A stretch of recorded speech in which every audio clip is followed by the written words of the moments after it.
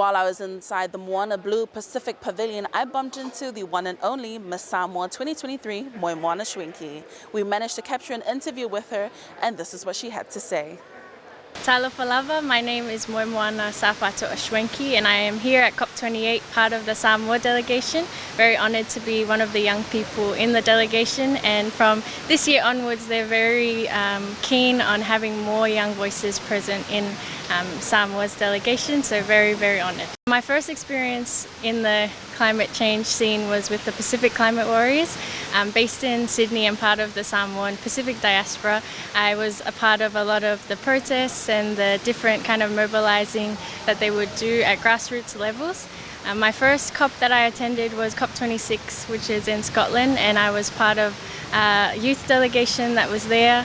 During that time, COVID was having a big effect on our Pacific leaders coming to COP.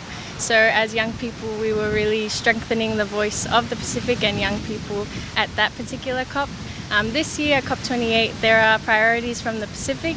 Two major priorities is keeping 1.5 alive and phasing out of fossil fuels. And because climate change is such an has such adverse effects on the Pacific region, it's really important that we have a strong stance and unified stance from the Pacific. So I'm part of the young people who are really using our voices and ensuring that we're always thinking about future generations and the preservation of our cultures.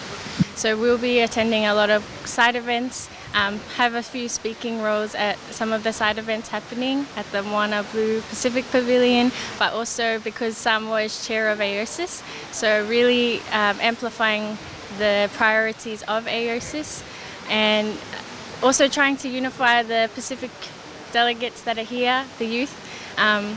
In Samoa in particular, my role is to try and absorb as much information and then go back home and try and implement all of what I've learned into projects or programs. So I'm really excited to be attending some of the side events about gender, sustainable and renewable energy, mitigation and adaptation, learning as much as possible so that I can take this back home and put it into action and pass the knowledge I've learned onto the other young people in Samoa. You have a very large platform, and how do you intend to use this to advocate for the Pacific region, the impacts that climate change has on us? Yes, recently crowned the Miss Samoa, a role that I do not take lightly. So the Miss Samoa platform is all about the advancement of young Samoan women and safeguarding our culture, our environment and all aspects of what makes Samoa Samoa. So I think with this platform, being a role model to young women and men in Samoa, it's really important that I continue to amplify the importance of climate change and amplify the little things that we can do in the islands to be greener, to promote the importance of sustainability in the islands. As we know, the Pacific is at the forefront of the climate change crisis, and although we contribute the least, we are affected the most.